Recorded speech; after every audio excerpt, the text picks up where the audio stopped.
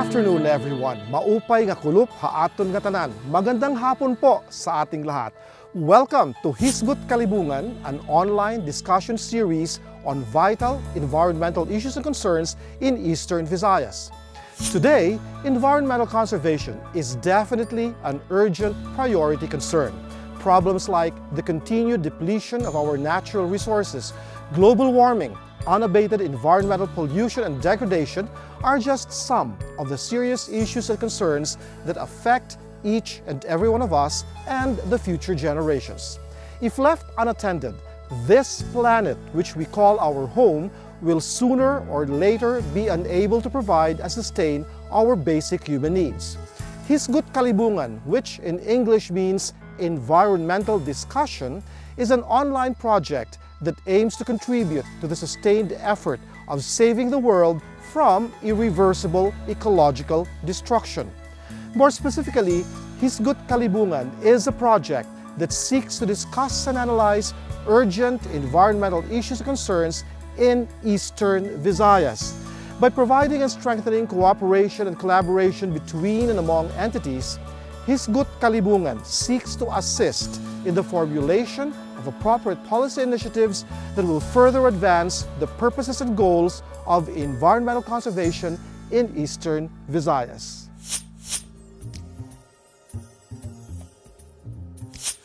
Today's episode is meaningful for the reason that it stands as the concluding chapter of the Hisgut Kalibungan online discussion series of the UP Tacloban Leyte-Samar Heritage Center.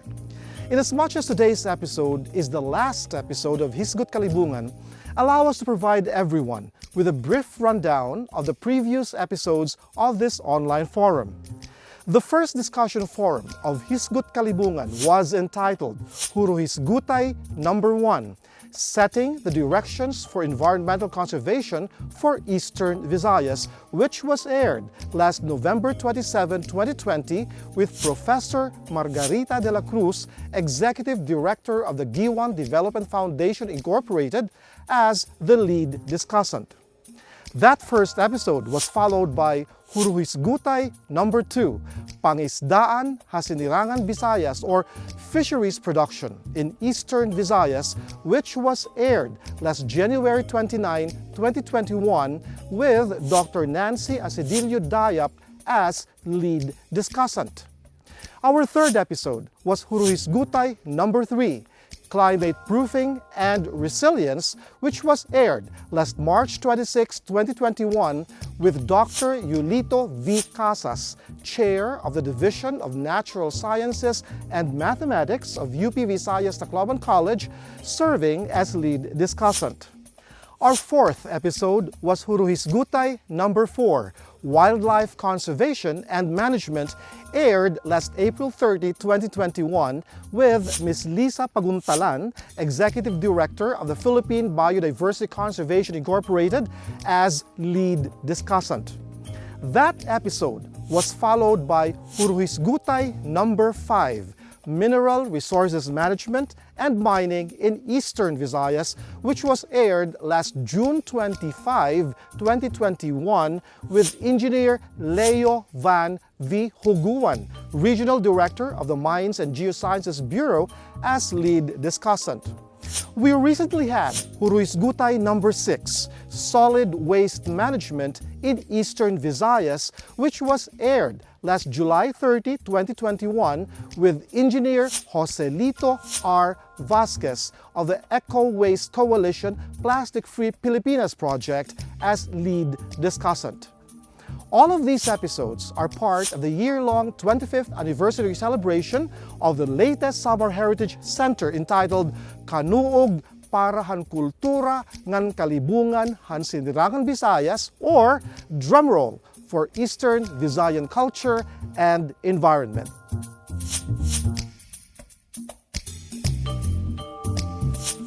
This afternoon's episode is entitled Huruhisgutay Number 7, Sustainable Tourism in Eastern Visayas. Sustainable tourism is that type of tourism that takes into account the economic, social, and environmental impact of tourism while addressing the needs of visitors, the industry, the environment, as well as the host communities both today and in the future. Tourism can involve the primary transportation facilities to a general location, local transportation, accommodations, entertainment, recreation, nourishment, and shopping. It can be related to business, travel for leisure, as well as accomplishing personal activities like visiting friends and relatives. Today, there exists a wide and broad consensus that tourism and development should be sustainable. In fact, all forms of tourism have the potential to be sustainable if planned, developed, and managed properly.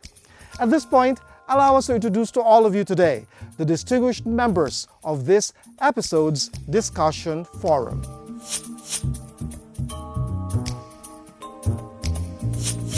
Our first panel member is a graduate of the Development Academy of the Philippines in the area of rural development. She earned her master's degree in management from the Leyte-Normal University and her Bachelor of Science in Biology degree from UP Visayas Tacloban College. She currently serves as the OIC Chief of the Conservation and Development Office, DENR Region 8. Her stint of 32 years with the said agency has enabled her to get involved in matters related to protected area establishment and management. Friends, we are happy to present to you Mrs. Marisa Nuevo Solite. Our second panel member currently serves as the Dean of the College of Management of the Leyte-Normal University. He holds a doctoral degree in management and a Master of Management degree from the same university. His fields of specialization and fields of interest include human resource management, social development and gender, community organizing and community development, education, communication and advocacy, design and delivery of competency-based assessment and workplace training, enterprise development, finance, and a lot more. He has likewise authored or co-authored numerous scholarly papers in internationally refereed academic journals which are related to his field of specialization, as well as served as reviewer of various management-related scholarly manuscripts. Friends, we are honored to present to you Dr. Solomon D. Falier. Our third panel member is an official who plays a pivotal role in the promotion of sustainable tourism in Eastern Visayas. Her stint as Regional Director of the DOT of Eastern Visayas started on April 2005 to January 2018 and resumed on July 2018 up to the present. She earned a master's degree in business administration from the Philippine School of Business Management. She likewise earned her Career Executive Service eligibility in 2008, as well as her Career Executive Service Officer 3 eligibility in 2010. Aside from serving as DOT Regional Director, our third panel member serves, among others, as the Chairperson of the Eastern Visayas Regional Development Council Economic Development Committee, Chairperson of the Eastern Visayas Regional Ecotourism Committee, Chairperson of the RDC Technical Working Group on the San Juanico Strait Development Area, and a lot more. Friends, it is with great honor that we present to you Regional Director Karen Rosa Santiago Chiopes. Our lead discussant for this final episode is a development consultant and research manager of the Dr. Andrew L. Tan Center for Tourism of the Asian Institute of Management. She is also a senior consultant at Warwick & Rogers, as well as serves as a sustainable tourism specialist of the Masungi Geo-Reserve Foundation, Incorporated. Prior to this, she served as an intern at the National Green Growth Policy and Green Local and Regional Economic Development under the Green Economic Development at the Deutsche GIZ at the Fleischmann Hillard, Manila, and at the Konrad Adenauer Stiftung, Philippines. She completed her MA in Development Policy as a KAS scholar and graduated as a BA International Studies major in European Studies magna cum laude at the De La Salle University, Philippines. Friends, we are honored to present to you our lead discussant for this final episode of Hisgut Kalibungan, Ms. Ayla Lair M. Gutierrez. So, magandang hapon. Good afternoon. I am Ayla Gutierrez from the Asian Institute of Management, Dr. Andrew L. Tan Center for Tourism.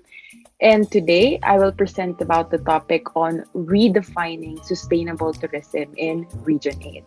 So, for my presentation, next slide please, I will answer the following questions. So first, what is sustainable tourism?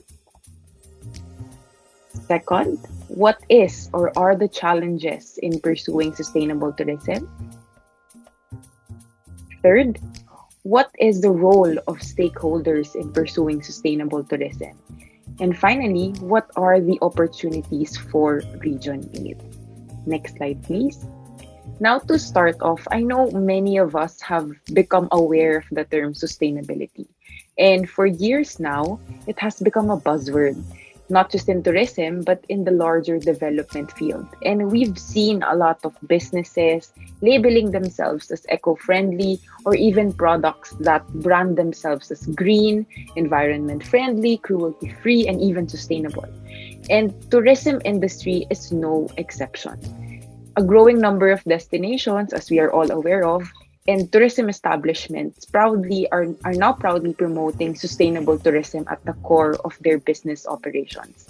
And you might be wondering what led to this sudden boom and curiosity for anything sustainable. I mean, what events actually led to this? More importantly, why are we discussing this topic in this webinar? Right? So from my perspective, sustainable tourism is best understood by tracing how it actually emerged. So let's go back a bit in time now when we can still travel pre-pandemic to look at the events that led to the promotion of sustainable tourism. So before we were all stuck at home in this nightmare, everyone was basically traveling. No? And as you can see in this data, in 2019, 1.5 billion tourists were traveling across the world, and visitors were expected by multiple destinations. It's as if there's no stopping people from moving from one place to another. And everyone, including myself, was in a tourism high. The mindset of the majority of us in the industry was that it was okay to consume space, resources, time, because we are traveling and exploring a new place. It's as if we have infinite natural resources to begin with. And while this phenomenon resulted to rapid growth and increased economic activities, there's actually another side to this story. Next slide, please. So just like Cinderella, right? When the clock struck 12, when the spell was casted by tourism was gradually diminishing, we all suddenly realized that this rapid and unregulated growth of the industry actually resulted to several issues, including environmental degradation, overpopulation, worsened social inequality, and even exploitation of marginalized groups such as indigenous communities and women, among others. And as more people and communities felt this spell of tourism wearing off, tourism development organizations started promoting what we call sustainable tourism practices in order to mitigate the negative impacts caused by tourism. Now, I know you might have been encountering terms or even synonyms that are related to sustainable tourism. I mean, when you Google it, you would see a lot of definitions, definitely. But for the purposes of this webinar, allow me to provide the basics of what sustainable tourism is essentially. Next slide, please. So, what is sustainable tourism? So basically, loosely defined by the United Nations World Tourism Organization, sustainable tourism is tourism that takes full account of its current and future economic, social, and environmental impacts while addressing the needs of visitors, the industry, environment, and host communities. So simply, no, when you look at this diagram, it's about considering tourism that does not only care about profiteering or making money, but also an industry that actually cares for its impact on the environment and society. No? So when you look at it in academic terms, sustainable tourism is best understood in what we call the triple bottom line, or 3 Ps. So tatlong P, no, which stands for people, planet, and profit. So usually when we teach this in class, we try to make the students remember it's very simple. Sustainable tourism is about 3 Ps, tatlong P. No, it's about tourism that involves activities that also accounts for the people, the planet, and the profit, right?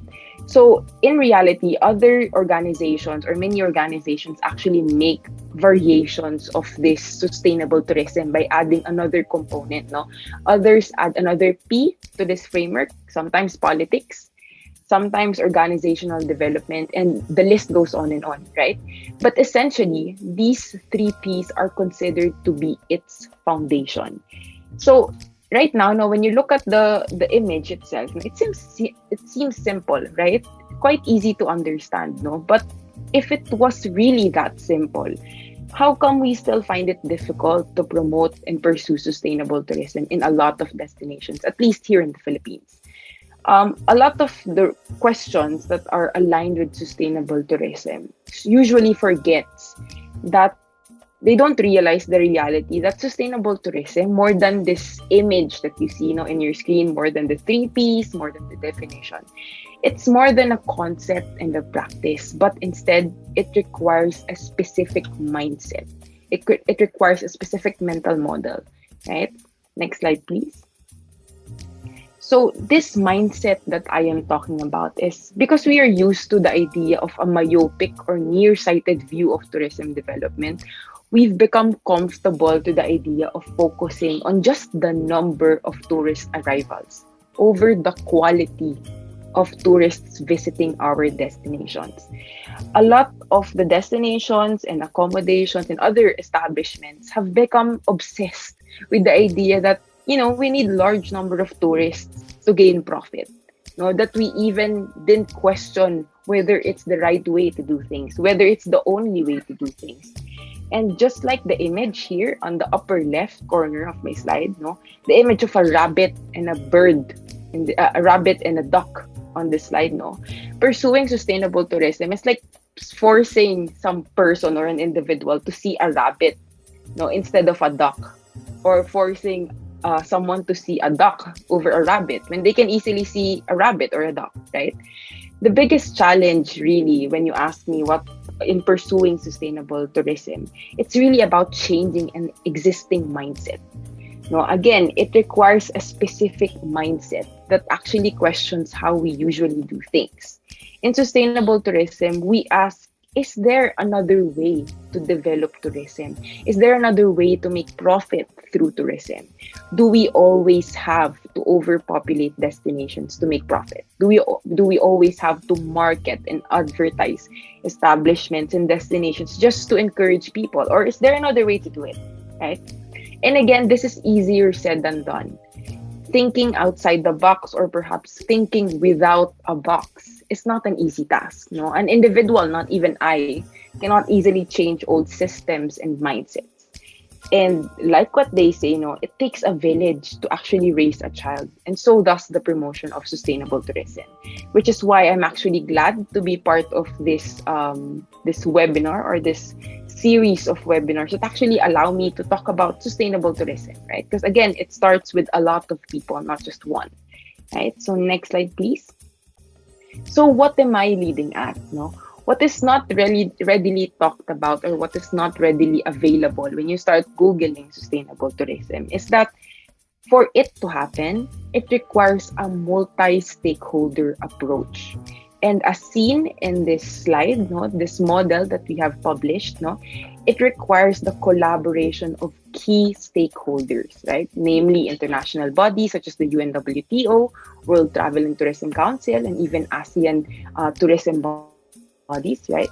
It also includes national government, the local government units, businesses, communities, and even tourists like you and me. So basically, it's everyone, and we have been involved in tourism one way or another, even without us being aware of it. Thus, no, this model actually suggests that the interaction between these stakeholders result to regulation, conservation, and livelihood creation, which then contributes to sustainability. So now let's focus on the lower right model. No? We tried to disintegrate the star model. No? Let's look at the three triangles below. No? So as observed, no, the first one, in terms of, you would see the label regulation, right? So national and local governments, no, along with international bodies, are supposed to be the one that sets policies, rules, and even penalties if needed, no, in regulating and managing destinations. No, when we talk about regulating destinations, we mean governing how businesses, communities, and even tourists know how they behave, how they act, how they operate when visiting your destinations. No, so these three stakeholders actually frame how tourism will be developed. Again, no, regulation is key to promoting sustainable tourism. Second, in terms of conservation of natural resources and even cultural resources, no, this can be done when the triage comprised of communities, national and local government units realize that they actually need to conserve these resources so that their livelihoods may be sustained. And finally, looking at the third triangle, it is through the active collaboration of local government units, businesses, and communities that livelihoods may be created. And again, if you would look at the this framework as a whole, no, the STAR model, you can see that the tourist is actually at the center. And at some point, you and I have become tourists, right? So what does this tell us? It tells us that we as tourists actually also have a role to play in shaping tourism destinations, right? Because of course, businesses would not offer services and products that we do not consume or that we are not interested in, right? So meaning us as tourists, now we have a role in shaping what kind of destinations, what kind of products and services are being offered in destinations across the country, right? And again, underpinned by this framework is the value not just of economic growth, but also of environmental and socio-cultural conservation. Again, underpinned by this model is the idea that we have to make sure that these stakeholders are actively participating. Not just participating, but they are also empowered and involved and even held accountable for their responsibilities in making sustainability happen. So simply, no, sustainable tourism requires all stakeholders to be involved in tourism to ensure the industry's development. Next slide, please. So now, no, you might be wondering, so how can sustainable tourism be operated in Region 8, no, or in Eastern Visayas? So to start off, no, Region 8 is actually blessed with rich natural and cultural areas. I've never been to Region 8. Actually, I was planning to do a business trip in Region 8 pre-pandemic, no, but well, I'm here stuck at home. But hopefully after the pandemic, we can go travel, no. But basically, once you Google it, no, and when I was doing research for the region itself, no, I've seen how rich and diverse your natural resources are. The region has been gifted with beautiful cave systems, mountaineering adventures, marine biodiversity, and even more. And as a relatively untapped destination, there is in fact so much potential for sustainable tourism to be promoted in the region. For one, no, when you look at the region and the pause that the pandemic provided it, no, sinasabi ng mga tao, the pandemic is not just negative, no. You can actually see a silver lining of some sort because the pandemic, no, because we cannot travel because of the pandemic. We were given a mandatory pause, no, like a reflection time, no. It serves as an opportune time for us to rethink how we do things, right? So this pause that we have, no, can be taken as an opportune time to encourage local communities in the region to be involved in tourism, no, and not just involved. It's also by allowing them to decide how they want to carry out tourism in their areas. Again, we don't want to force communities to undergo tourism if they don't like to, no, but we allow them to decide how they will develop destinations, right? And this pause can also be a time to put up systems in place, such as carrying capacity measures, data collecting facilities for monitoring and assessment of destinations. Again, unlike other regions or destinations that have been densely populated in the past couple of years, no, it's quite difficult to put these measures up. But for Region 8, there's just so much opportunity to make this happen. And most importantly, I would say, because again, sustainable tourism is about the mindset of people. This is the high time to actually educate the people of Region 8 that sustainable tourism does not only sound good in paper, that it's not just a buzzword, but it actually makes business sense. Right? So what do I mean by that? Coming from the Asian Institute of Management, we're basically a business school, right? So we're not going to promote something that just actually looks nice on concept, no, but doesn't do good business. But really, sustainable tourism makes business sense. How so? It makes sense to develop destinations that actually preserve and conserve natural resources. And it also makes sense to employ people that are actually within the area of destinations. You don't need to hire people from Manila all the way from other regions, right? It also makes sense to promote your rich heritage and culture so that it stands the test of time, right? So again, it's high time to really inculcate this new mindset that sustainable tourism does actually make sense. And to me, Region 8 is actually like a blank canvas, no? Waiting for that first stroke of sustainable tourism to be painted in its image, right? So next slide, please. So before I end this presentation, I guess the realization, and I hope this is the message that I would impart to all the viewers and also our panelists, is that sustainable tourism is not just a project that we try to promote for a few months, no? It's not just a target that we try to achieve at the end of the year. It's actually, for sustainable tourism to happen, we actually need to rethink, no? Rethink how we do things and even rethink our roles. My role as an academe, your role as researchers, your role as government officials, as business owners, and even as tourists, right? What kind of tourism stakeholder do I actually want to become? And what kind of tourism do I actually want to develop this region, right? So from my point of view, again, Region 8's tourism industry is a promising one, filled with opportunities to put system in place that will allow sustainable tourism to actually flourish. But then again, no, from the first part of this presentation, I tried to lay out the kinds of questions that I will be answering in my presentation. But this last question is something that you yourselves can answer. How will you implement sustainable tourism initiatives in the region, right? So again, thank you very much for this opportunity, and I look forward to a fruitful discussion.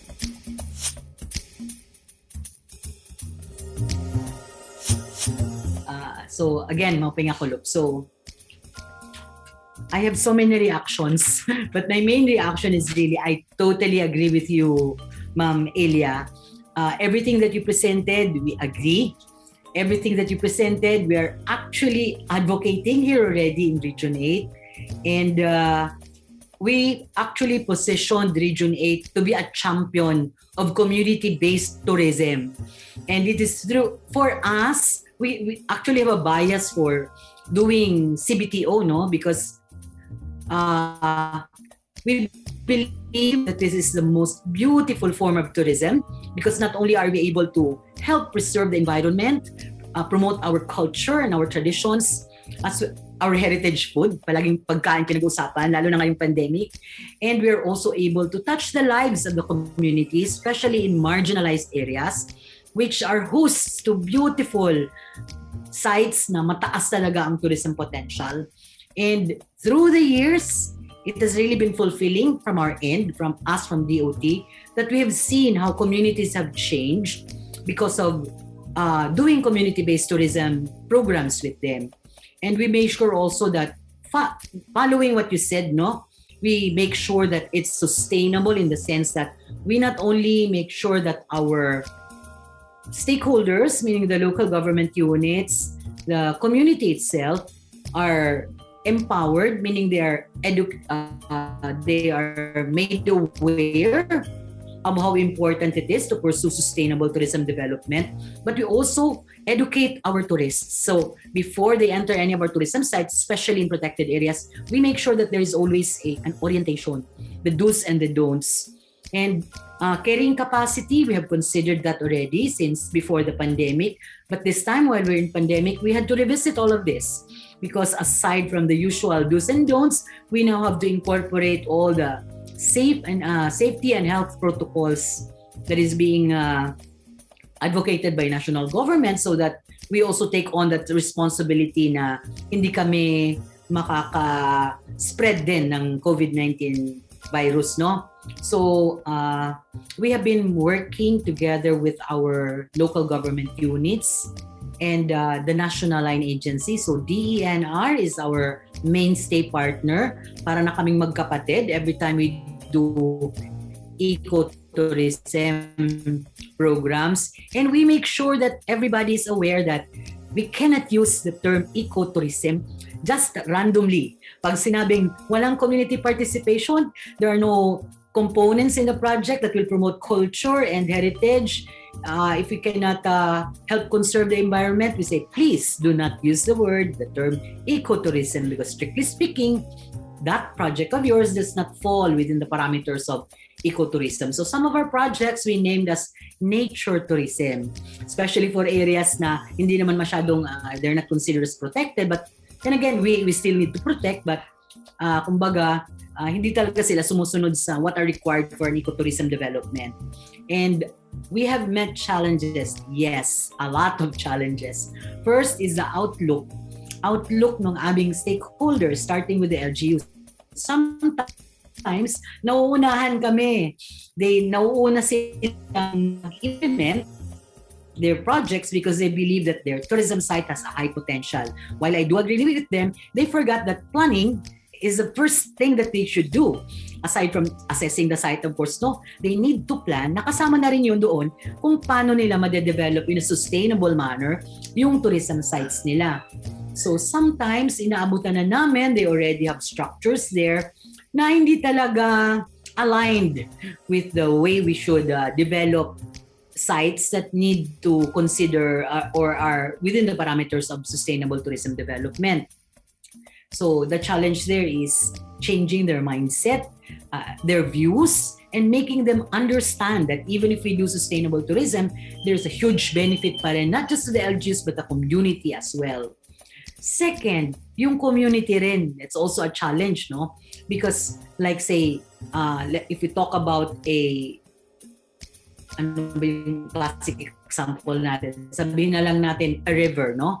Sa kanila, that river, they see every day. So what we appreciate, tayo na hindi taga roon, sometimes they take for granted already. So what they've been doing through the years, like say maglaba doon, itapon doon yung kanilang mga basura, etc. Para sa kanila, it's just normal because they've been doing it year in and year out. So we also have to make sure that from the very start, our stakeholders are there with us, plan with us, we explain to them what needs to be done and why, especially the whys. Kasi yun palagi ang habang hindi nila naiintindihan, mahirap yung buy-in, di ba? So that's why we really need to, we sit with them before we start any project. And we make sure that, especially if it's a protected area, we make sure that our partners with the DNR, especially yung mga offices ng ating protected area superintendents, are on board. So in a nutshell, we're proud to say na kahit hindi pa kami dinig, we're not yet among the top 5 destinations in the country. We are doing it slowly but surely. We're not into the numbers game. Hindi kami naghahabol na umabot ng millions yung aming arrivals, because what we want are quality visitors. Visitors who will respect our place, respect our people, respect our culture, and will join us in helping preserve all of this. And we want also to make sure that when they leave our region, sila mismo ang magiging promoters of our sites and all our tourism products and services. And the road ahead is not going to be easy. It's not been easy since the very start, no? But we are very, very optimistic that despite everything that comes our way, bagyuhin man kami, lindolin man kami, babalik at babalik pa rin kami sa sustainable tourism development. And we simply just also incorporate tourism resiliency from amongst our stakeholders and amongst the tourism movers and the decision makers. So we are also not into the game of aside from that numbers game. We as far as tourist receipts is concerned, yes, we would welcome na malaki ang earnings ng aming mga stakeholders, no, especially our communities. But we would like to do it in a way na kahit pakunti-kunti lang yung increase ng aming receipts. But then again, these come from people who will also be part of us, will join us in our advocacy and campaign for sustainable development. So, yun lang po. What I can say about sustainable tourism. When I was listening to Ms. Ila, actually, one thing that caught my attention, sir, is about for me, the best approach. You know, I am a community development practitioner before I joined Leyte-Samar University. So the term or thing sustainability is quite familiar to me by especially those programs and projects in many communities in region A, funded by the World Bank, Australian Aid for International Development. With all these development projects that I've been involved in the past, one common thing that they were talking that time is about sustainability. So I would like to coin this thing, sustainability, to tourism, especially here in Eastern Visayas. One thing that I field trip or study tour to Bali, Indonesia. So talking about sustainable tourism, that's one thing that I felt there because my observation, people in the community, even in the farthest barangays or places in Bali, Indonesia, it's the people who really serves as the key players. Like for example, to be specific, in terms of entertaining visitors, explaining to the tourists regarding their destinations, the different places, tourist spots in Bali, Indonesia. The people really are very much involved in all of the stages. So I even people from the government, the key players, that unity. So I do not know if I think this approach, these are quite also replicable in the Philippines. I cannot just there's a point of comparison because I can see I was able to experience things there when it comes to entertaining visitors, tourists in their places. So I can compare it the way we do it here in our place in the Philippines. What I mean here is how deeply involved the people there in our communities when we talk of tourism. Because as I've said, when we talk of sustaining all these efforts, people in the community, mismo, ang mga tao dun sa community, especially like, for example, the barangay officials, the LGU has a very important role in all of these things when we talk of on tourism in Eastern Visayas. If we can claim, siguro Ma'am Tiupes doon sa Department of Tourism, if in the approach that we are doing right now when it comes to this community-based tourism, what I mean here is to what extent that people, local government officials, for example, and different organized groups in the communities in our place, in Eastern Visayas, are involved in the different tourism initiatives in our places.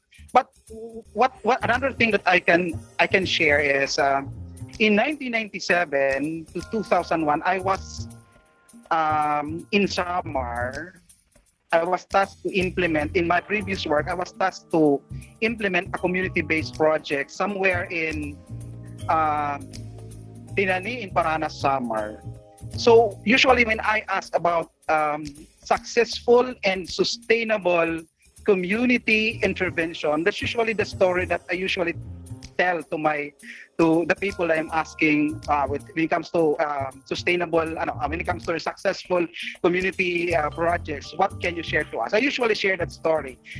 That place in Paranas, Samar, in Tinani, where the torpedo boat, Ulot River torpedo boat, because that's the place where I implemented a project on community-based forestry project, and I'm happy to see these people who were our officers that time in 1997, and they are still there, involved in it's an IP project of the DNR, and this time many of them are involved also in that in Tinani or the Ulot River torpedo somewhere, that tourist destination there in Tinani, and I'm happy to see that.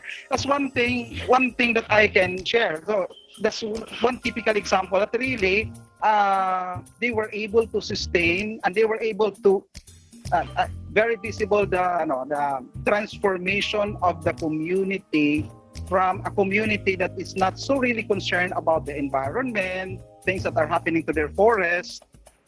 After that was 1997. Now it's 2021. So more or less how many years? And they were transformed to become key players in terms of taking care of their environment and the transformation of the Ulot River. Now they have that. It's already a destination in Eastern Visayas, in our place, as a tourist spot in that Ulot River torpedo boat. So it's very good. I think a very good or typical example of how can people in the community, the barangay officials and local organizations be part of sustaining the initiatives or tourism projects or initiatives in the different communities. That's what can I share. Thank you very much. Good afternoon, everyone. Regarding the presentation of Ma'am Elia, that was a very good presentation. Yes, I agree with Ma'am Karen. That was very understandable. Director Karen and I are always partners in our meetings. So in the DENR, we are more focused on our protected areas as our ecotourism sites. And so in our protected areas, we have the Protected Area Management Board governing the bodies. So they conduct meetings, and for the promotion of the protected areas, for the management and the planning, we collaborate it with other stakeholders, the LGUs, the other government agencies, the POs and the NGOs. Yes, and also our challenges in our protected areas in terms of ecotourism. Sometimes I also agree with Ma'am Karen that sometimes our LGUs, our city LGUs, our municipal LGUs, and our barangay LGUs are sometimes not supportive of us in our programs in terms of the implementation of our programs. But sometimes, and I think we have to do a massive information campaign, especially in the barangays. Yes, we have to do much awareness raising of our programs and implementation of our projects there. And in our regional ecotourism committee, which this year is being chaired by the Department of Tourism with Director Karen, they are on top of everything that is to be implemented in the region in terms of ecotourism projects in the region. So we also go with them in the meeting, and we plan together with other partners. Hi, so good afternoon po ulit. Maupay nga kalop, tama ba? Kulop. Okay, sige po. So, salamat po sa mga comments nyo. No? Again, from my end, I'm really glad to actually hear from the panelists, especially yung comment po ni Regional Director Karen. I mean, I've never been to Region 8. I mean, hopefully, I've been wanting to go to Region 8, but it's really nice to know that you're really making sure that sustainable tourism is in place. And I think it's very important also yung na-mention niyo po na community-based tourism. Personally, it's one of the research interests that I have been pursuing. It's, kumbaga kasi sustainable tourism is an umbrella topic, no? And there are many ways on how we can promote it. And one of the things is really on community-based tourism, which for me, it's really close to my heart. I love working with communities. Actually, yun nga po yung dapat kong business trip in going to Region 8. It was actually to engage with communities in establishing sustainable tourism. So I guess for me, it's really enlightening to know, especially I come from Metro Manila po, and you see the kinds of destinations here that people visit. It's not artificial, but then rarely do I see community-based tourism here, within the area. And it's nice to know that in regions where it's still relatively untapped, there's really that promotion for community-based tourism and really involving community. And I think that's really one of the pillars of making sure that sustainability happen. Again, it comes from everyone, but also the people has to realize na, teka nga, it makes sense to actually promote sustainability. And thank you, Sir Faler, for sharing with us naman yung experiences and insights when you were visiting in different destinations. And yes, I remember still pre-pandemic, it was really fun to travel, not just because you travel, you eat different food, but because you also learn from the experiences of other countries. Ano ba yung pwede nating i-adopt dito sa Pilipinas, especially that I am in the research and academic field, you have to always be in the know. Kailangan mo kung may bago ka laging ituturo, may bago kang experience na may share sa participants or students. So for me, travel serves that purpose. Kumbaga, hitting two birds with one stone and just, going out and also learning things from them. And yung from the comments of Miss Solite naman po, yes, it really is about media awareness din po. It's about awareness of people, Again, I can keep, everyone can go on and talk about sustainability, but then if people themselves do not realize that it actually makes sense and that it affects them, kasi usually inisip nila whenever I talk to different LGUs, I've been working with different LGUs as well. The first thing that they would say is, does it make profit? Yung sustainability ba, does it make profit? Does it make sense? Is it just parang concept lang yan it will come and go. But then my role there is to really make sure that they realize, teka nga, if we sustain, if we conserve, if we preserve our areas, if we involve our communities, it makes sense. It makes tourism even easier for the LGUs if kaya na ng mga tao themselves to govern the specific destination. So I guess, again, I would like to thank this opportunity to actually learn more about Region 8. Again, I'm very happy, na at least virtually I can imagine what Region 8 tourism can offer. So hopefully after the pandemic, I can go visit and see for myself, what you can offer. So thank you very much again for this opportunity.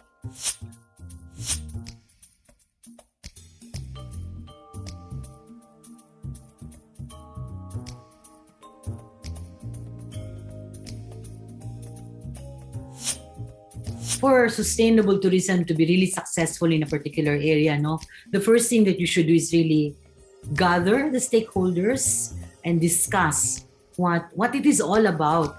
Like si Dean Falier kanina mentioned about our project in the project, the Ulot Torpedo Boat Ride Group.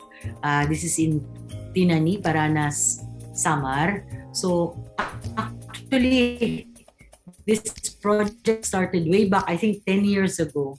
So this would not have been successful kung wala talagang community organizing, kung wala talagang pagtipon-tipon ng stakeholders from the barangay, the PO beneficiaries, the local government units, DENR and DOT. So the stakeholders that mattered, we had a series talaga of sessions to make sure that they were aware of what they had, what resources they had that we could capitalize on for tourism, because that area actually is a hot spot for illegal logging. So that Ulut River is actually a heritage river in the sense that it used to be their navigational route during the time na wala pang formal road network that connected the west of Samar and the east of Samar. So people along the villages along that area would travel through boats. It's a wooden dugout boat without any outrigger, walang katig. And ngayon, it's already motorized, no? So dati, the illegally cut logs would be ferried on those boats. And these people, these beneficiaries of ours, they used to be part of that illegal activity. And there was even some illegal also na yung fishing, dynamite fishing in that river.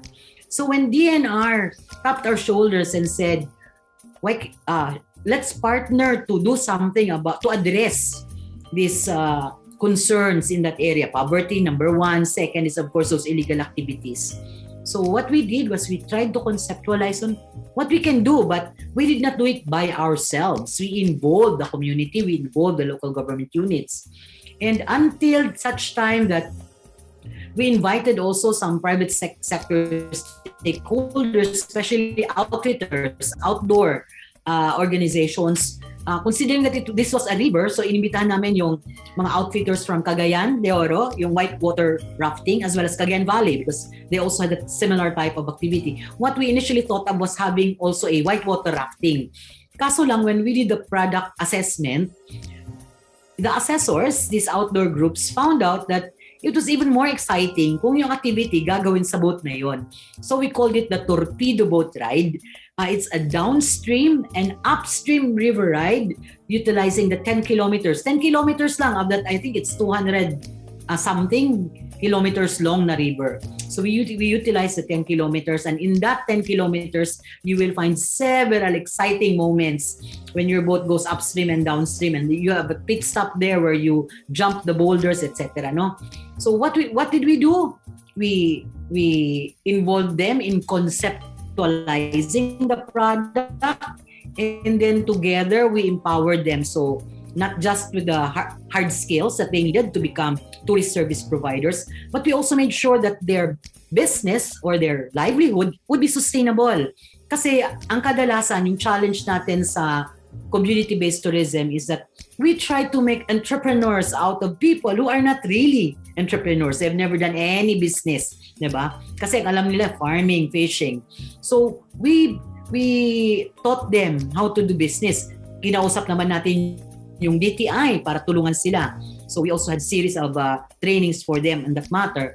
And beyond those trainings, mentoring talaga, coaching. Hindi pinabayaan sa one training lang, okay na kayo dyan. What we did was really monitored constantly, and we made sure that we also listened to them kung ano yung mga concerns nila, ano yung mga challenges nila to implement that CBT project. So, and over the years and until now, we're still there with them. Na-expand lang yung aming horizon because a lot of other private sector stakeholders, meron din tayo ng mga non-government organizations who saw the potential of this place and who found these PO beneficiaries of ours to really be responsible. So ang dami na nang tumulong. So ngayon, if na offset lang yung kanilang development no because of the pandemic. But through the years, increasing talaga yung arrivals nila, though limited because again, we respect the carrying capacity of that place. But the most beautiful part of this is that mismo ang ating PO, the Torpedo is also the name actually of their organization. Nag-merge lang ngayon with another group, so medyo lumaki na ito na sila. They already diversified. Meron na sila ngayong bird watching, meron na silang trekking to the top of the mountains sa likod ng Samar Island Natural Park na office. So, ngayon, kung sila ay nagkakaroon ng problema, Kaya sila naglast long. The organization lasted for so long and they're still there going strong because sabi pa nga nila, walang problema na walang solution. So unlike other POs na they start bickering when money comes in dahil paano ito nila i-divide among themselves. So they've learned that whenever, kasi sabi namin sa kanila, pag kayo mag-aaway-away, we say goodbye. Kasi we cannot work projects do not thrive when there is always conflict. So sila naman, we are very lucky because they found ways on how they can resolve their problems at their level before raising it up to us or to the province of Samar, to DNR. So bottom line is talagang you make sure that your partners are very much involved. You share one vision, meaning you know where all of you want to go to, kung saan nyo dadali ang project na to. And yung good partnership in terms of walang nag-iisahan. Kami ng DNR, we don't have any turfing. It does not matter who does what, who gets the credit for as long as the project is there, thriving, benefiting the community. So good relations also matter. So that is our formula actually for community-based tourism in Region 8. And dati, ang province of Samar lang talaga ang medyo biased for community-based tourism. So majority of the sites that you will visit when you go to Samar are community-based operated. But right now, Leyte has also embraced this kind of development. We're working now with initially seven CBTOs, and we hope that sa buong region, this will spread out. Because again, as we say, for us, this is the best way of tourism development. It's not easy to transform a community in order to become key players and primary players of all these initiatives in the community. We are talking here about government and community because I believe that city, if there is a meaningful participation of the people down there. So I think there's no other, because us, the government side, external players, funders are only temporary. In fact, it's also one of my experience of the so many foreign funded projects that when the funding is out, really a big challenge of sustaining all these initiatives. So for me, one thing that one very good approach in order to when we talk of sustainability is by involving meaningfully the people there in the community. And it's not easy to convince them to participate. It entails lots of efforts and it takes time, because I can relate to that the people's organization who are involved in the torpedo boat in Olot River, because I was once of the project coordinator who started organizing the KAPAS, the Katatapuran Paraguma Samar. The people who are officers and members of the organization are now key players of the torpedo boat and the SNIP project of the Samar there. So you can see it's we started organizing the POs there way back in 1997. So we really have to invest effort, resources, budget. We talk of community transformation, community empowerment, people empowerment, so that these people in the community would be meaningfully involved in any initiative that we do in the community, especially when we talk of sustainability. I do not know. That's my point.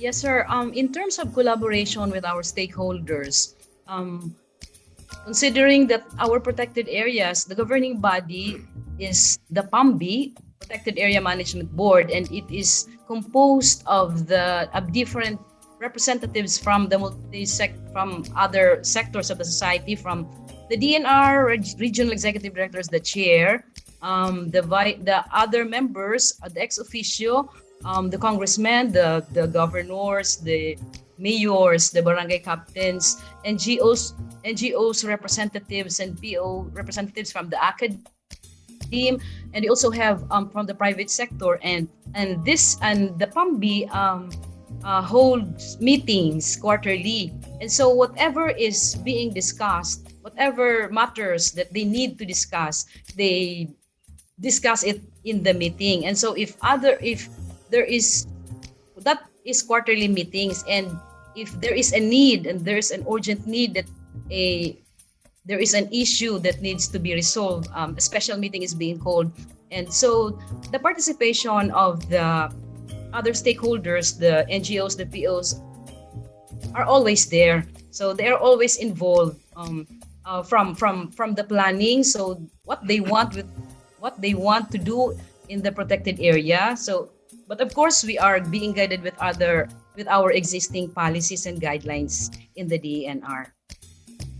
Yes po. Actually, when I heard about community-based tourism, no, and how you engage communities and how you engage stakeholders, no, I think one thing that I could add on to all these working mechanisms that are already in place, no, is actually the fact that for individuals, for communities, for other stakeholders, even businesses, to be part of this process of tourism, no, they have to actually be empowered, no. And the very first beginning of things, what people don't realize, they want to put up community-based tourism, pero gusto lang nilang tipunin yung community, but they don't realize what it takes, no. Kasi it doesn't mean that the community attends your training, doesn't mean they're already part of tourism, no. It actually takes education for them to be empowered, meaning, no, they also have to have that choice, no, to decide for themselves ano ba yung gusto namin gawin, no. It's not just about, okay, we want tourism in your community, no, but, and they would say yes, no, usually ganun yung nangyayari, but the parang the tipping point of that, kaya nagfi-fail yung ibang community-based projects, is that the community don't really within themselves, they don't really realize na ito pala yung gusto namin. They don't see the value of what they're doing. So again, no, the key thing in collaboration and participation is really education first. Educating these stakeholders, and by educating them, they become empowered. And here we define empowerment in terms of not just, women empowerment, yung idea ng women empowerment, no? It's about them being able to decide for themselves, no? Where choices are available to them, where they can choose for themselves how they want things to be done. So I guess that's something that has to be really at the core of collaboration also.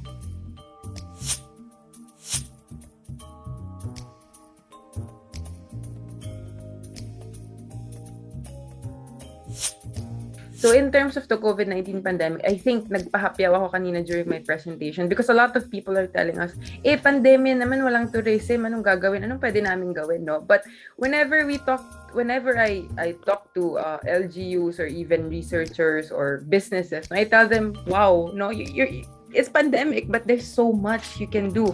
I mean, I've done a compilation of how tourism destinations in the Philippines, select destinations in the Philippines responded to COVID, no? And you will be surprised that they actually did a lot of things. For example, others really thought of innovating. They now conduct online tourism tours, no, in destinations, no, para ma-entice, para ma-build up kumbaga yung appetite ng tao na, after this pandemic, no, we can do something, we can go to this place, right? Other thing, no, we AIM together with the DOT and Guide to the Philippines actually developed a 2-part survey, no, and what it actually showed there is that, kasi ang worry ng tourism stakeholders usually is wala nang pera yung tao pang travel and tourism kasi pandemya, wala silang trabaho, I mean, walang pangkain na lang, usually yun yung mindset, no. But when we did the survey, what actually resulted from that is the idea that people are still saving up money to travel. They still want to travel, and travel is part and parcel of their lives, no. After being stuck in quarantine and in lockdowns, no, that's what they want to do first, no. It's for sanity purposes. I mean, just to share with you, I live in Makati, no, it's really ECQ right now. I can't go out, but whenever we can, no, we don't really have to go out. We have kids in the family, I have siblings na wala pang bakuna, right? But what we do, no, just for peace of mind, we go out on a road trip. We don't really have to go out of the car, no. We just buy things from outside and road trip lang. Again, no, that's the idea. People will spend para maiba lang, kumbaga in layman's term, para maiba lang. And again, one thing to go back to, I always say this as a survey namin, and I think it's worth mentioning, especially for Samar, no, for Region 8, is the idea that what resulted from the survey, people responded na ang una nilang gagawin come the time that they can travel is to actually go outdoors.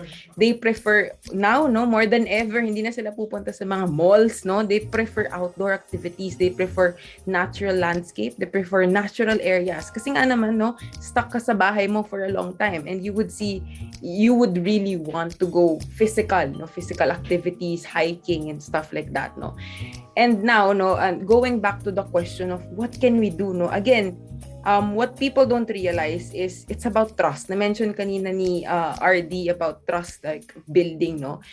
What people don't realize is that for destinations to reopen, it has to come from the community themselves, no? Kasi imagine, if yung community sa destinations, they don't feel safe, no? Then how would they encourage people to go to their destinations, right? I mean, the power of social media right now, no? Even in the far-flung areas of the Philippines, it's just a snap of a finger. If the people from Region 8, no, can really for themselves attest to the fact na, uy, safe na po mag-travel dito sa Region 8, safe na po kami dito, we're happy to be going around, then that's the only thing that will really save the industry, no? It's really that idea of safety and confidence to travel, that trust that they can get from the communities who are actually in that area. So, yes po. Prof. Steven, actually, we have been doing already all this. Not just gagawin, but ginawa na, no? At the onset, when the pandemic started, all these lockdowns, gumawa na kami ng survey. We started with a survey. We checked on how our stakeholders were doing. Sarado ba? Bukas ba? Ilan ba ang mga empleyadong nawala ng trabaho? How are they coping up in terms of the idea of a restart? Kaya pa ba? Hindi na kaya dahil naubos na yung puhunan? All those things. So this guided us actually on coming up with a short-term plan kung how we will respond to their needs. So aside from that, we came up when even prior to the issuances of the guidelines of DOT on how our tourism sites will be operated, our office already came up with a guidebook. So we call this the guidebook on operations of tourism sites under the new normal in Eastern Visayas.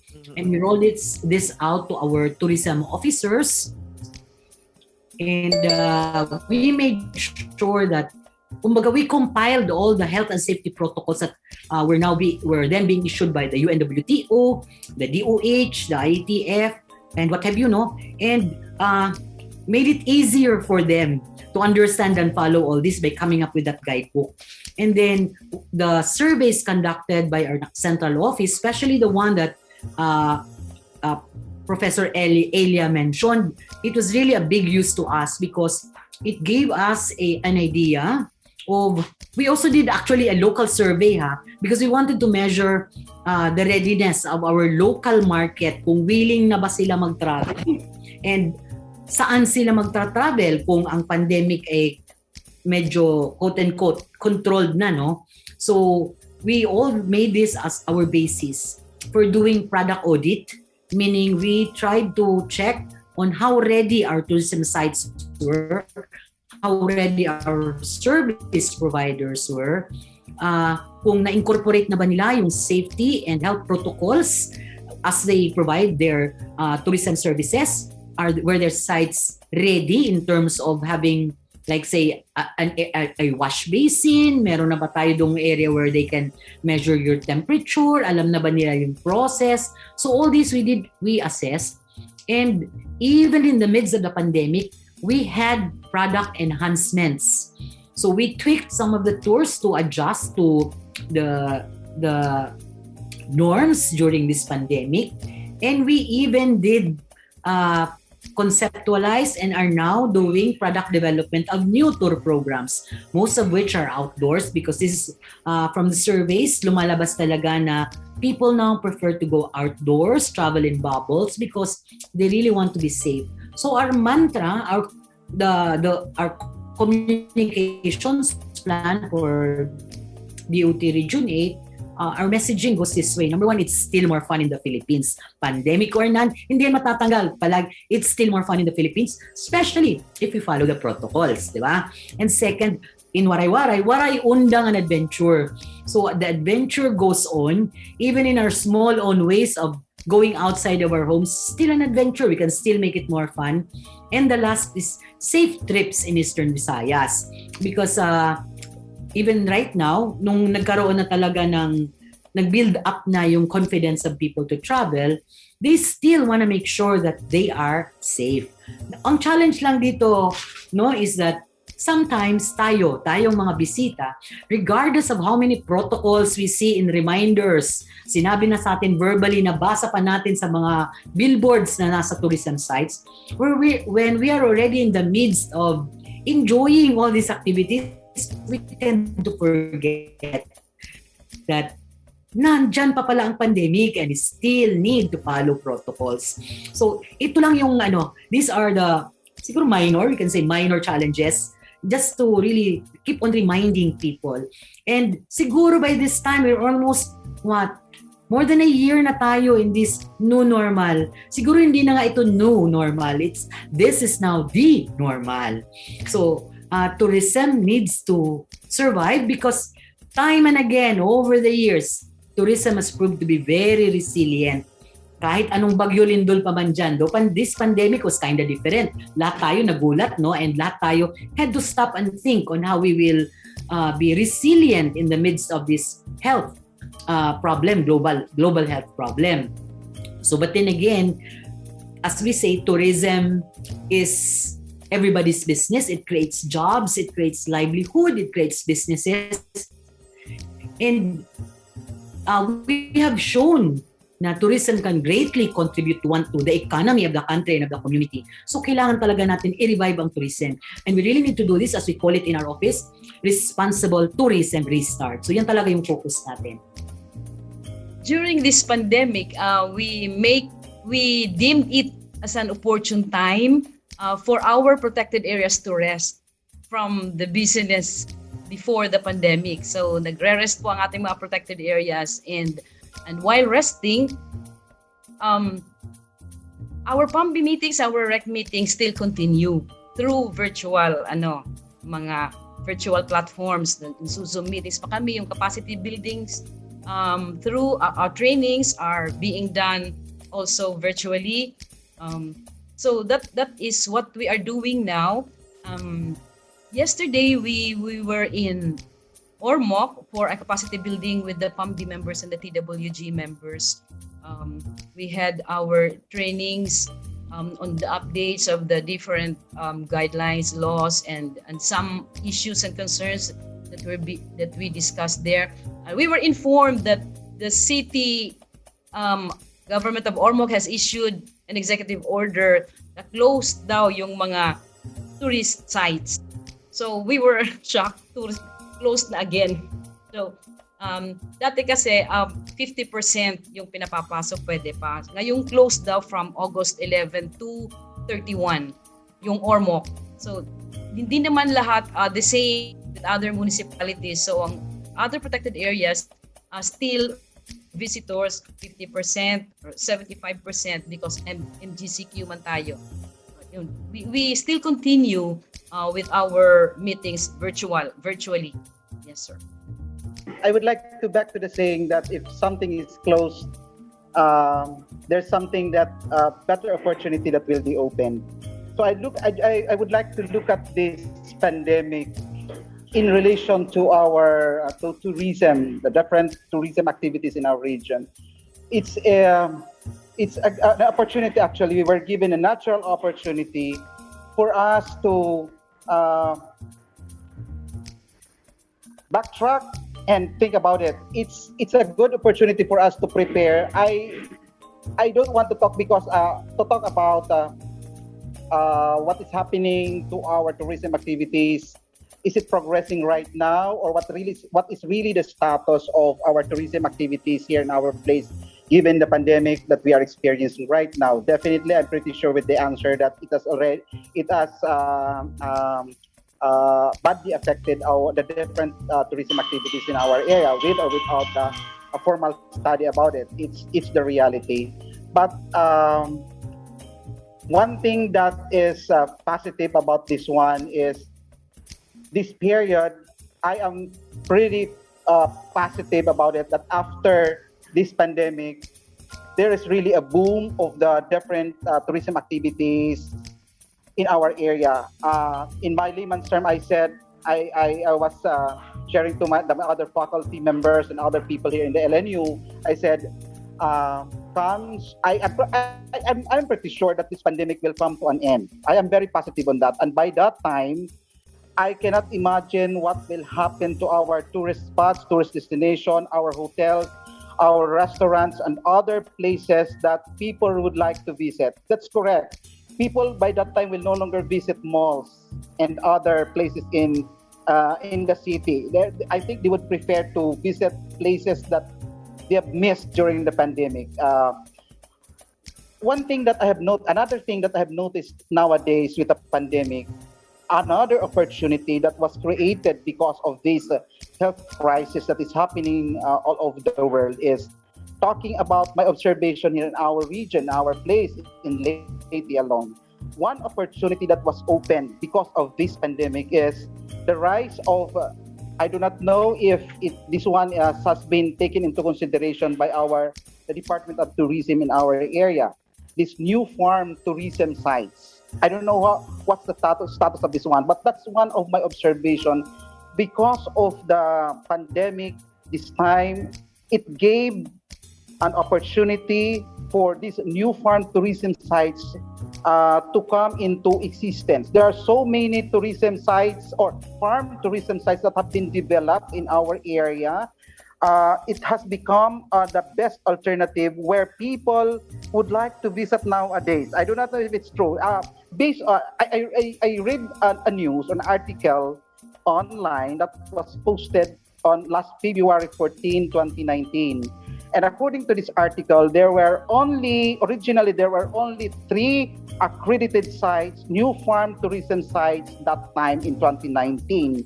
And this time it has rise in number tremendously because I think I would like to associate with this number of increase of farm tourism sites in our area where agricultural areas, farm owners have diverted their agricultural areas into something that's more or less related to tourism. If you will notice, like for example, how many farm tourism sites have been developed somewhere in Burawin, in the different municipalities of Leyte.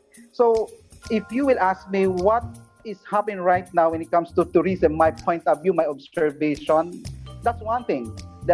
This pandemic that we are experiencing right now gave an opportunity for other alternative tourism sites to be created and be established. If not because of the pandemic, I do not know if these new farm tourism sites have been created or established in the different areas of Leyte and in Region 8.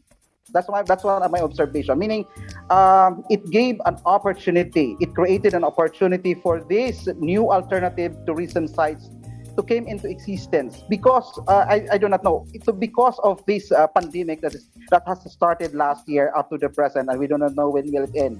But more or less, that's one thing that I observed here in our area.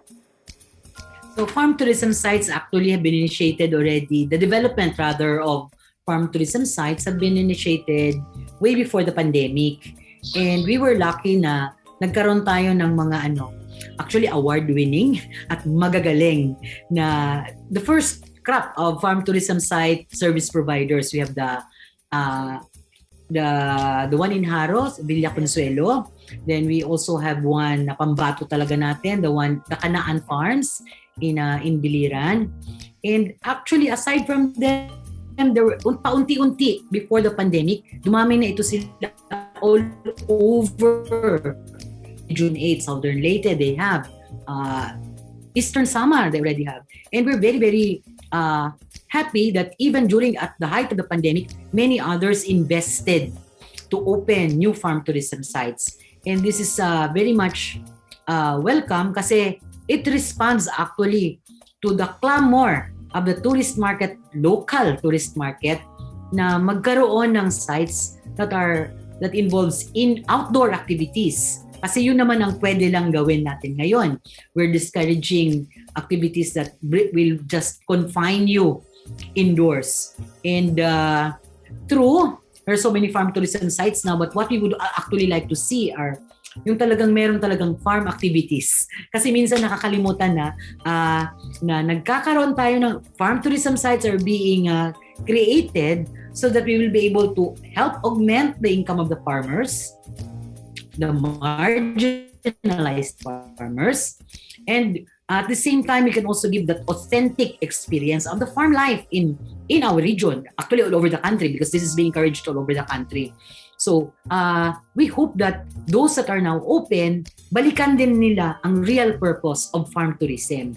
Number one, again, to uplift the income of our farmer folks, especially the marginalized groups. And second, is to provide authentic experience for farm life, which now we consider as a tourism product.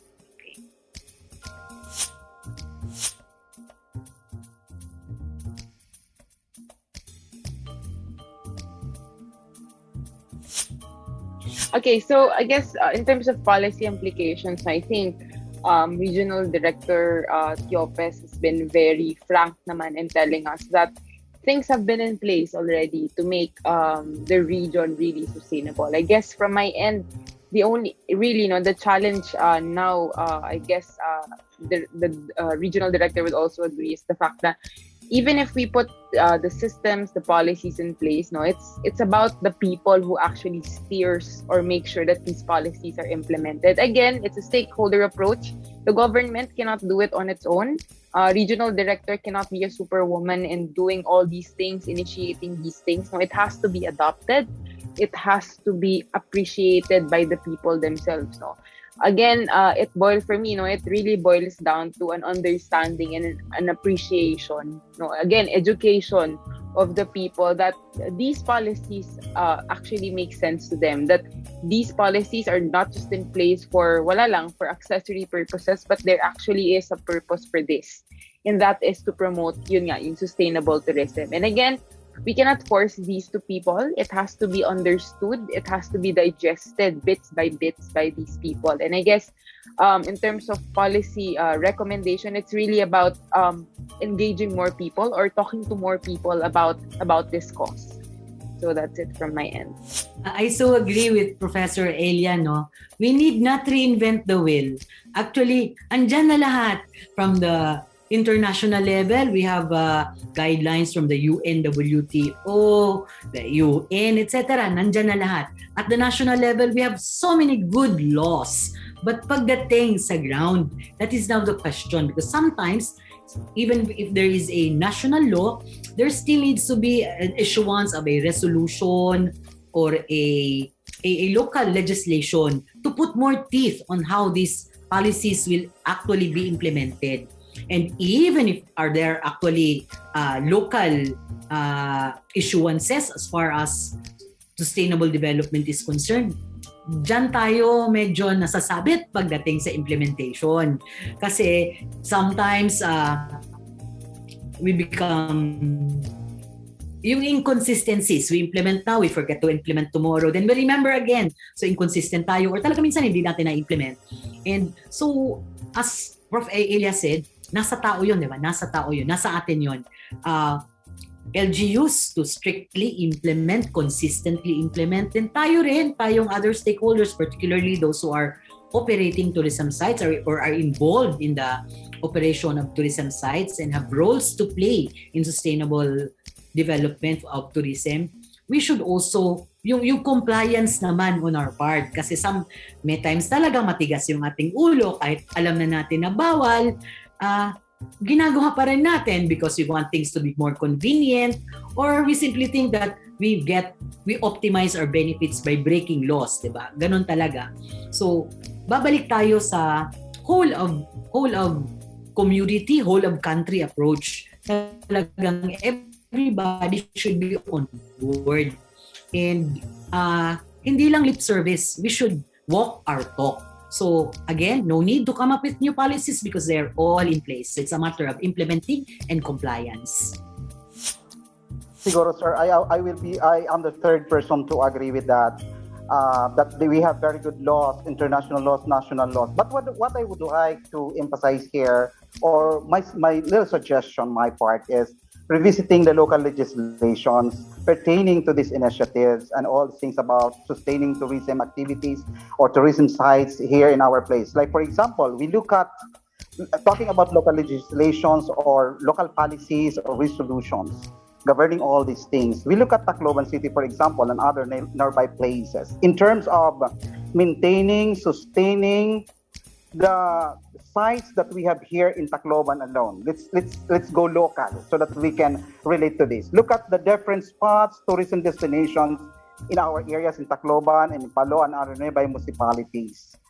And I know that there are certain local legislations in terms of sustaining, maintaining all these things. But when you look at in reality, why is it that in most cases, most of the time, these spots, places are not that maintained? Is it not really the priority of those concerned local government units? I believe that they have the local legislations, resolutions of that. But I do not know in terms of implementation, because if you look at the different spots, it's as if that these sites and destinations, many of them are not that well maintained. So we go back to the priority of the LGU in terms of maintaining, sustaining, and looking into these different spots and destinations that are within the area of these certain municipalities. They have these policies, but question is it really a priority of those LGUs, or do they have fund for this in order just to repaint, for example, and maintain the spots that we have here in our places? So again, we have very good policies. What I would like to emphasize here, the local legislations of the local government unit, for example, that are covering or where these sites or destinations are located. So kumusta ito siya ng mga yung mga local policies that more or less should be implemented. Why is it really a priority of these concerned LGUs? That's my question. Yes, I believe we have good laws and regulations. We have good policies, and it's all in the implementation. It's all in the implementation. Since the collaboration of our stakeholders from the national government agencies down to the LGUs, to the people's organizations and the NGOs and academe and the other sectors, the private sectors, there is really a need for a stricter implementation of our programs and projects in the LGUs. And likewise, also, we need to have a massive information campaign about our programs, also about the ecotourism, these laws on ecotourism. We need them to understand, because if we will not, because if the grassroots will not understand this, they will never cooperate with us.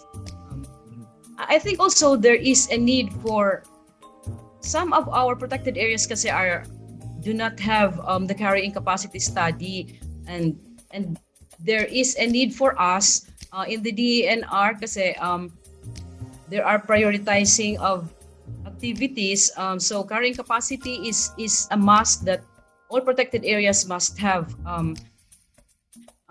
So we need to really implement the carrying capacity, and to have, for those protected areas that don't have the carrying capacity study, we need to have it. And also there's a need to harmonize all the plans from the local government units, in the barangays and in the national government agencies. And I think there is a need for the harmonization of all these plans and for everything to be ironed out.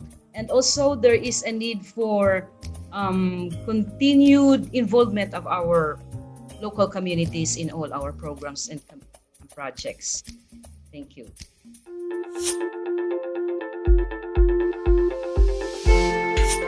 There you have it, ladies and gentlemen. our 7th episode entitled Huruhisgutay number 7, Sustainable Tourism in Eastern Visayas.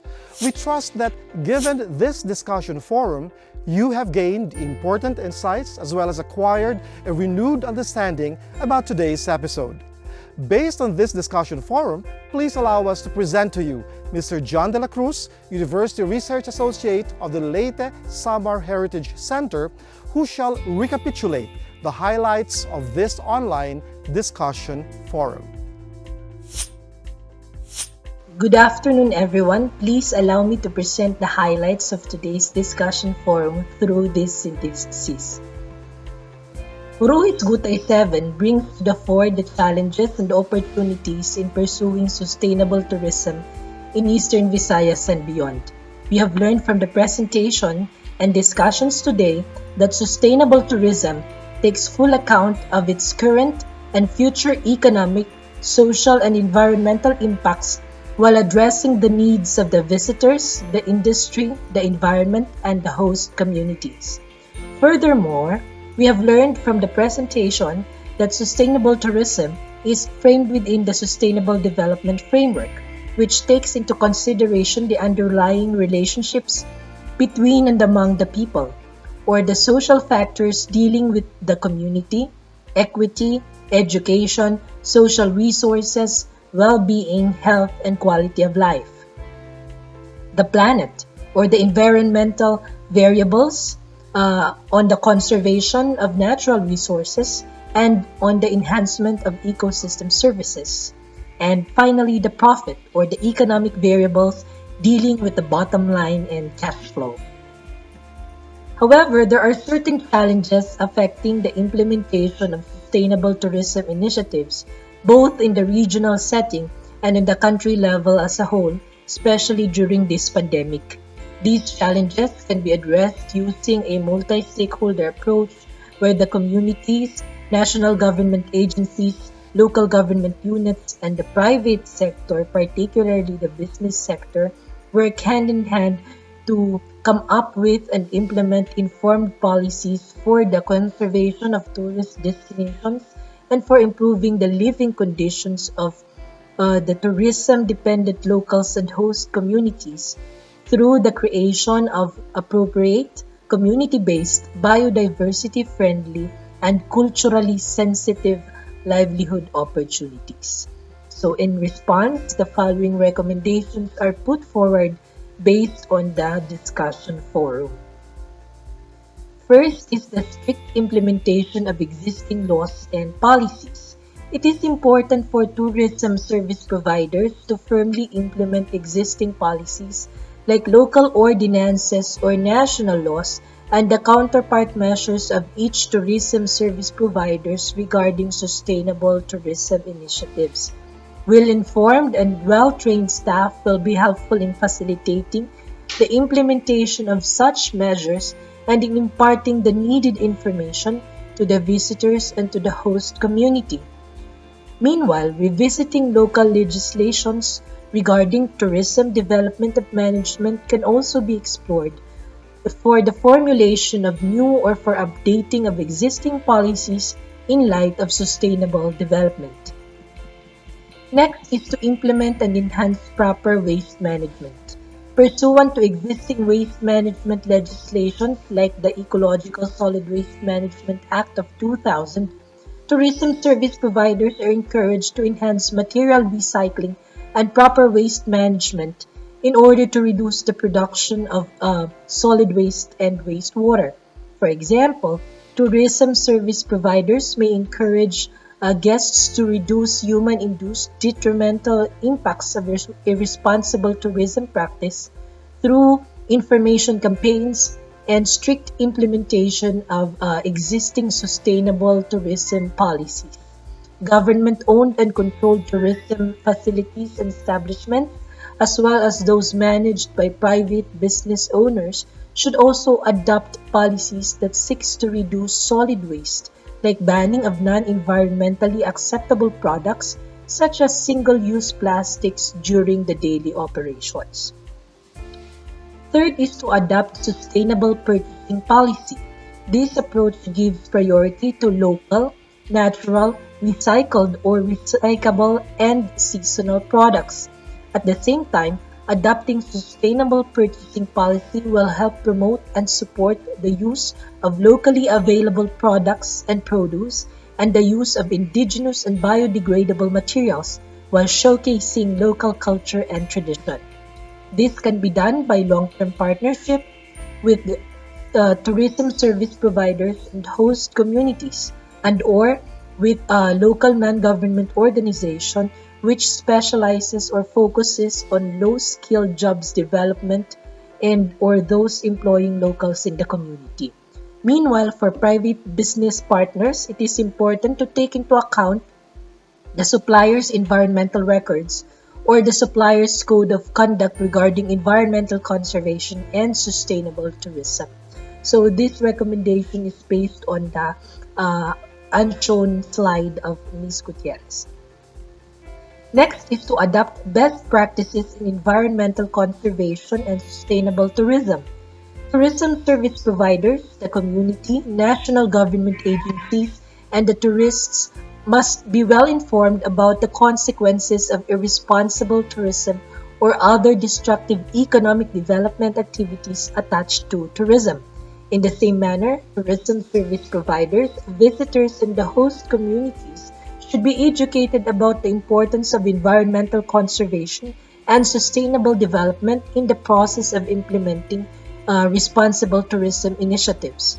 As such, it is important for operators or the tourism service providers to and the host community to adopt best practices in sustainable tourism and environmental conservation and management from other parts of the world, which in turn the tourism service providers as well as the host communities may be able to come up with better strategies out of the best practices that they have adopted.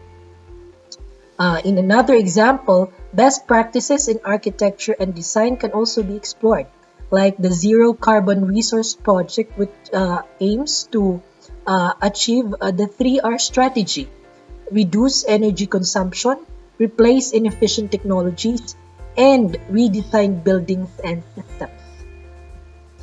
Fifth is to ensure proper coordination and collaboration between and among local government units, line government agencies, stakeholders, and the host communities in planning for and in implementing sustainable tourism initiatives. This approach will help resolve issues regarding the management and maintenance of tourism sites and facilities. And at the same time, this approach will help address issues regarding lack of manpower and fiscal resources in the harmonized implementation of certain sustainable tourism initiatives. Next is to conduct relevant studies that will guide policymakers and implementers for the proper management and development of tourism sites. Studies focusing on determining the carrying capacity of tourism destinations, especially in protected areas, and cost-benefit analysis of economic development projects that seeks to aid the tourism industry are very much needed. Results from these studies will help inform local decision makers and stakeholders to come up with appropriate and research-based sustainable tourism strategies. We also need to build the capacity of the host communities, particularly in areas of tourism management and related livelihood management and environmental conservation.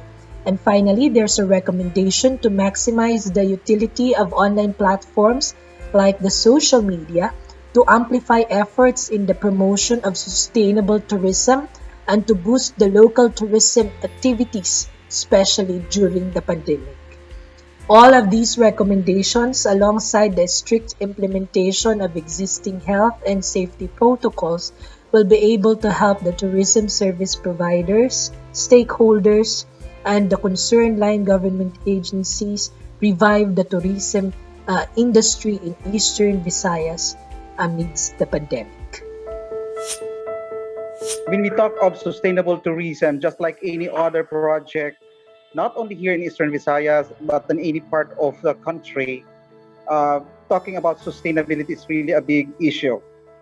and it entails involvement of the many sectors and stakeholders, both in a national, regional, or even at the local level. But what I would like to emphasize here when we talk of sustainable tourism is the meaningful involvement of people down there in the community. I do believe that they are, of all the people or agencies, sectors, groups that should be involved in a sustainable tourism, one thing or one group that we should back up and prioritize in terms of support are the people down there, the community. Because I am a believer and advocate of community-based initiative, community-based tourism, community-based development. Therefore, people down there, the LGU, the local government officials, and the different organized groups down there in the community have very important role in terms of leading, initiating, sustaining all this initiative at the community level. Therefore, it's one of the things that we need to refocus and pay attention in terms of capacitating them again, revisiting what are their important roles in terms of sustaining these things at the community level. So, community-based meaning people should be meaningfully involved in all of these things. Thank you very much.